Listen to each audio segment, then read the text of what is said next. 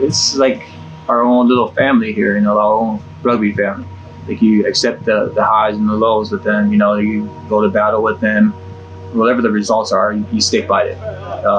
You know, just being part of a family, it's never going to be easy. You never find the right, you know, things to do or say. It's just a matter of being there, supporting each other, whether, you know, whether they're right or wrong. It's just like we're all learning together and having to stick together through it all. You know, somebody else's mistake, it's everyone's lesson. Growing up, you always think of, you know, some people want to be like a firefighter, an astronaut, or a doctor. And I did have like moments where I was like, yeah, I could be a firefighter, I could be a doctor, I could be this, but sports had such a big influence on me that I wanted to end up being a professional athlete. Olympics, that wasn't until like later on, you know, but I think this is like the highest stage. So I probably exceeded my childhood dreams by making the Olympics, I would say. In COVID, I thought a lot about my own mortality. What do you want to chase? What do you want to do with this life? What do you think is going to happen after you die? Just those deeper questions. I think it gave me time to slow down and think about those kind of questions. And what you really work for, like this is something I really want to work for. And this is something I want to wear. It's hard because you don't wrap yourself up in it entirely, but then you kind of have to. You wrap your whole pride, you wrap your self-identity into this competition. And that's scary because that could tear you down. But if you don't go all in, then what are you going to say about it after? So you have to put everything you have into it. Your self-worth. And you have to just trust that if it doesn't work out how it's supposed to, you'll be able to pick yourself back up. But you have to put everything into it in that moment. Lifted into the take there by Layuta. Hughes. Yosefa finally gets a handle and spins it out the back into Hughes. He looks up and spins himself away from Malia. There's Miles out wide. Layuta gets through. He went out the pace to go the distance. 22 out now. USA's best attacking opportunity here. Yosefa across for Thomas Singular. Here we go. It doesn't matter what you look like or where you come from or how athletic you are or are not. You know, rugby's not just a sport. It's a society, it's a community, it's a culture. It's really a way of life. Danny Barrett, just at the bit. Beat it, son. Nice, running on these slow, quickly. Beat it. When you look into my eyes, when you look into my eyes, you can see the grind all day. Like I'm going my way, like I'm going my way. When I grind all day, like I'm going my way. You can see the grind all day, like I'm going my way. Grind all day, like I'm going my way, like I'm going my way. Grind all day, like I'm going my way, going my way. Grind all day.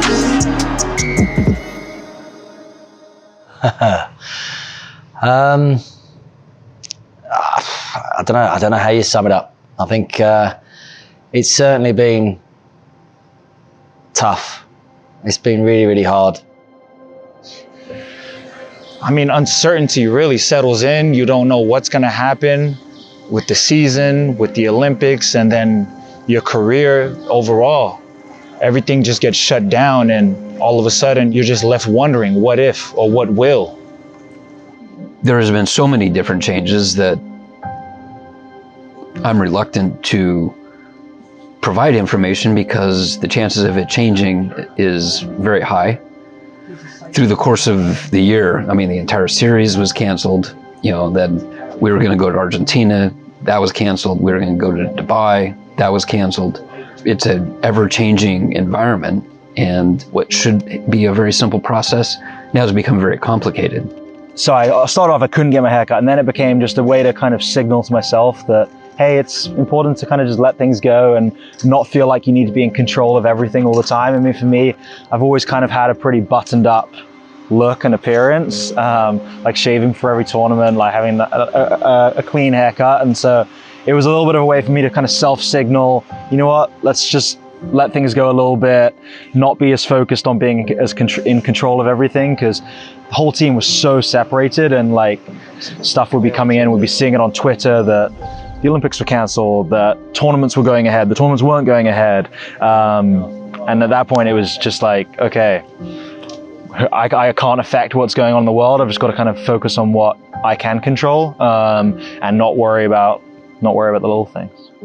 Just looking from outside in, man, just make you be grateful for everything. Like, it's always good in everything. Like, everyone thinks the COVID just was so bad. Like, I understand people was dying, I get all that, but it was some good in it, because for me, like, we're always on the road, we're always traveling, and you're always away from home. And I just feel like I got some time to really spend home with my family, you know, and we got to play board games and stuff like that, you know, we got to like really bond together, you know what I mean? So it's just real cool, man, to have that time that you normally wouldn't have. The team is so different. I definitely understand my family better going back to them, because you quit questioning, like, you quit trying to change people, I guess. You quit trying to wish they were different. You quit trying to affect how other people behave or how other people handle their own situations, and you just accept them for who they are and you love them for who they are. And I think that's what family is. But going into my team environment and just having to do that every day, and really kind of learning to accept that, but not just accept it in a way where you roll over, but accept it in a way where you can fight back and you can be yourself too, and have these different conflicts. I think that's what family's all about, is being able to conflict and fight with each other and still love each other and accept each other. COVID has definitely taught us a lot, and it's definitely taught me a lot about taking advantage of what you have, why you have it, because it can all be taken away in an instant.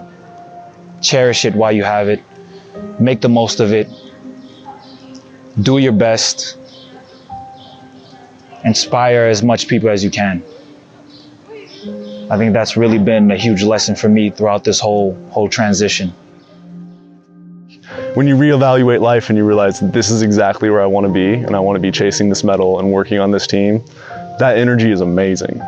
It can get taken away because this is a grind, this is hard work. Like, we're killing our bodies for this, and that's tough in our minds, and it's stressful, and it's constant pressure.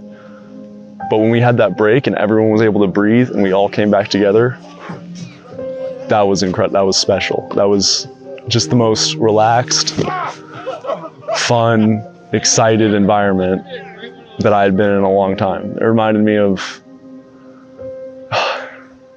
there's nothing it reminded me of. It was just special because it was all common purpose. We had similar, I think, alignment in what everyone saw, and everyone was just so happy to be back playing rugby. And we have been doing it together for so long. It have been 4 years that we've done this together.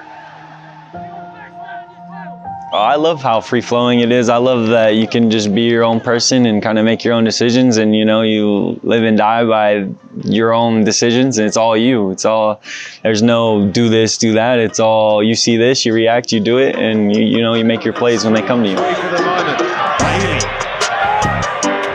All the play can in this half an hour. The USA turn it on with a total domination from the get-go. You get those butterflies before you run out into the field, but when you get out there and you touch the pitch and you're standing next to, you know, some of the best players in the world, it's exciting. You get chills almost as you're about to play in front of the world. Room to operate, so he's got to take it up. Thomasine Scraggs' jersey. There's Kayvon Williams, pulls it down, and Volsford's free. Marcel Brown has it, Brown! Oh, it's beautiful from Yusefa. What a take across the park. Here's where they're so dangerous. Isles off the back of the offload from all. This year, dude, like the amount of training hours we've been through, I think, far and away exceeds any other season, hands down. We've done more training, harder training, longer hours, and with less of the stuff that you would say is fun, is your life. Like, there's been less life stuff. A lot more hard work, a lot less life. Left end of the line here from Liuta. Comes steaming onto it. The outside in line is excellent. It commits. I have a thing now I started saying where there's no such thing as hard work. It's working hard. Like, I make it hard because of how hard I'm working. Not that the work is hard. You know, you can make anything hard if you push yourself. But if you don't push yourself, it'll never be hard. So I just think the boys really, really, really push themselves to make it hard.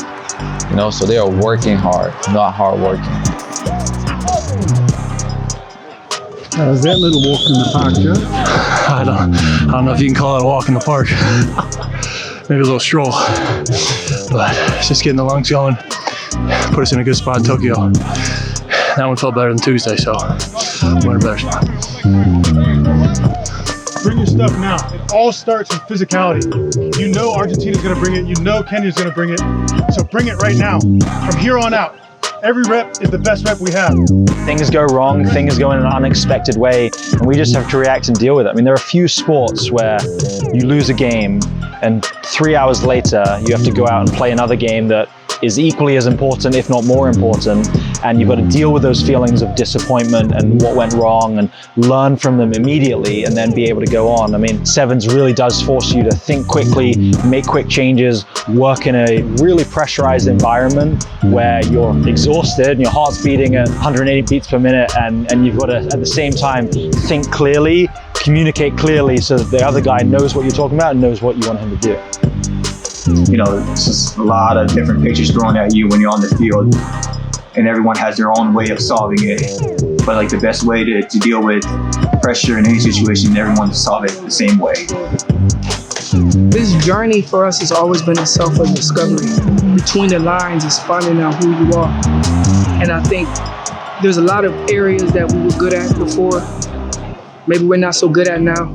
You know, you have different players, you got injuries, you got so many things that has happened, especially in the past couple of years. And it's not like we can't be that, but it's always assessing, looking at the bad and the good, and not shying away from that of, you know, this is who we are at this moment. This is where we want to be. But in order to be who we want to be, we have to fix this. We have to be better at this.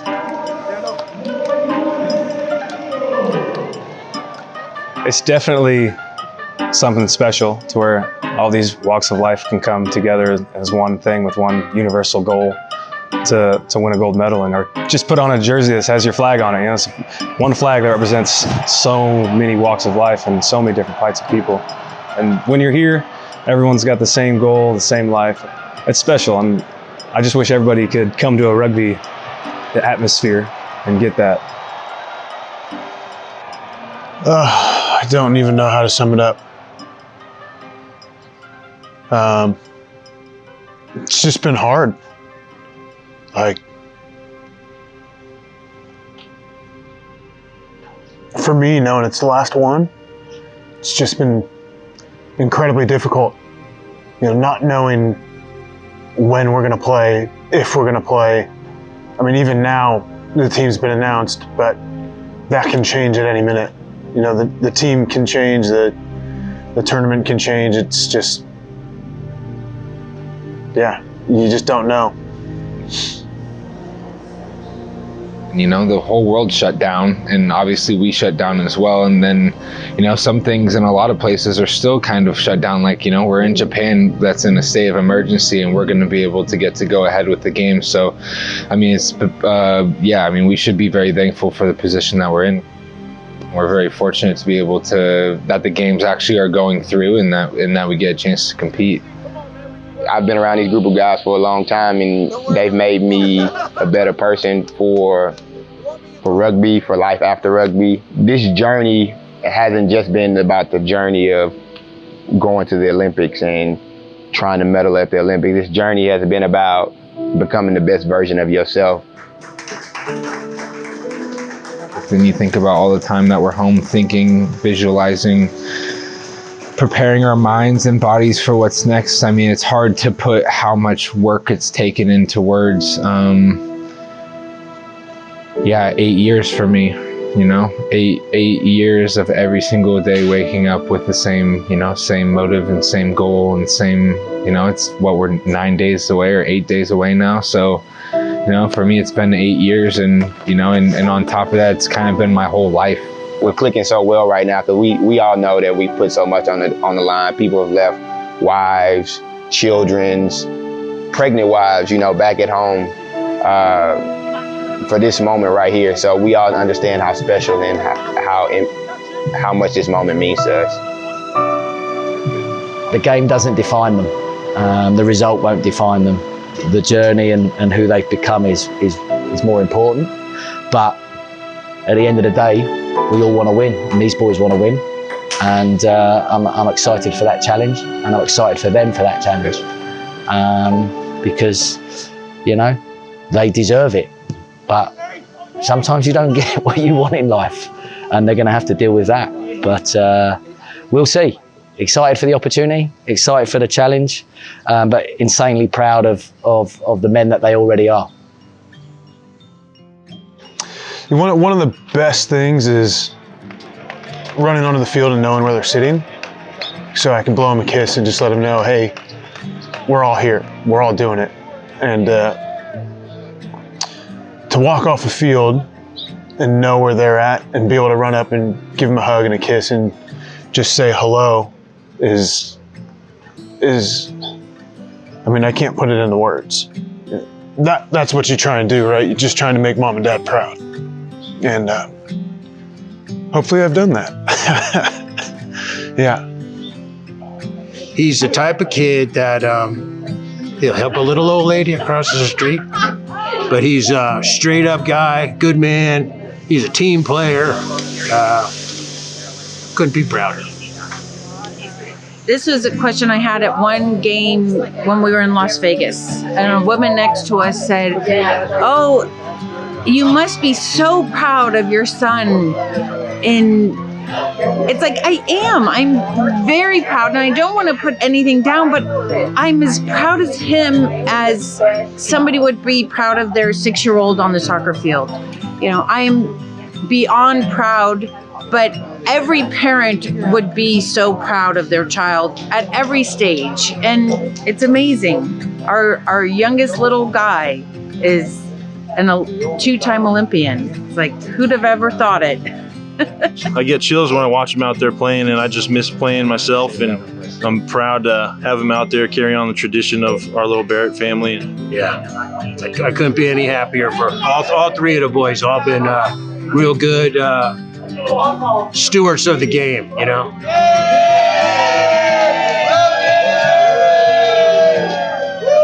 I think it's a huge pride thing, you know, the fact that you get to wear, you know, your union's crest, you know, your country's flag, and be on that stage to represent an entire nation. You know, for us, 360 million people, there's probably 359 million of them don't know who we are, what we're doing.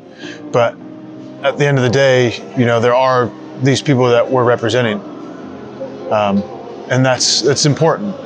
You know, whether they like it or not, or know us or not, you know, we are ambassadors for our country, both on and off the field. Coming in every day just hungry to get better, learning, being critical of oneself, trying to be as constructive and critical as my teammates as well, just so we can all push those boundaries of getting to what we want to get to and achieving what we want to achieve. Do not dwell on things that happen. Just get over it and keep going and playing for each other. Not trying to change each other, accepting what we're good at, accepting what we're bad at, and just being one team that buys into each other, faults and all. You growing up as a child, you know, it's like, I mean, I was predominantly a football, basketball, track guy. I mean, I did watch a little baseball, but not much. But like the pinnacles of sports for all of those are the Super Bowls, the NBA Finals, you know, the Olympics. And so to be able to say that you're going to the Olympics with all these other world-class athletes that, you know, that you've maybe seen on TV or maybe that you've never heard of, but they're world-class in their respect of their event. I think it's just it's an honor. You know, it's kind of like in your wildest dream, you never kind of thought that you would get this high, but it's just an honor to walk side by side other elite athletes from your country to be able to go represent for America. I feel like it's something that don't last forever, you know, and just my kids being so young, they have these memories and stuff, you know, and it just showed them that drive and that will to, if you want it, you can do it, you can achieve it. So, you know, hopefully it rubs off on them and they can just keep striving to be better. Dreams can be hard to chase, but there's nothing else I'd rather chase. I mean, we make goals for ourselves, and you know, as kids, we're growing up. We know, we kind of get an idea of what we want to be, what we want to become, and a lot of adults think, you know, that might be too far, too unrealistic. But I think life's about chasing your childhood dreams, chasing your dreams in general, and going after them. And to achieve one of them is an insane feeling, and I can only recommend it to others to go chase your dreams. So it really doesn't matter, you know, where you grew up, what you look like, you know, the color of your skin, whatever it is. It's, you know, we are here to put the puzzle pieces together to show that, you know, although we're so different, we are very much the same. And rugby's done that for me, and has really opened my eyes to different cultures and different backgrounds and how people grew up and what they experienced in life. And, you know, just being part of the American team, you know, I wouldn't have had that if I was somewhere else, you know, or playing a different sport or you know, working in a different job. So it's really diversitized, if that's a word. You know, my outlook on life and who I surround myself with and how to talk to, you know, other people of different backgrounds and cultures and ethnicities and sexual orientations and everything. You know, playing rugby is just a wheel in the cog. It's just a means to meet people from different backgrounds and learn how to interact with people and move society forward.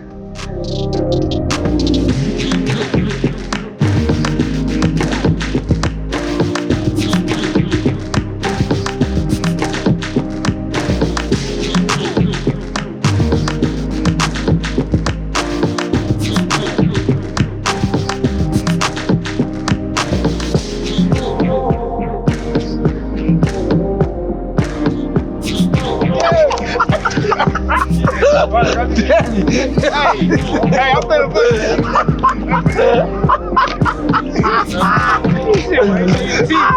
Oh my God.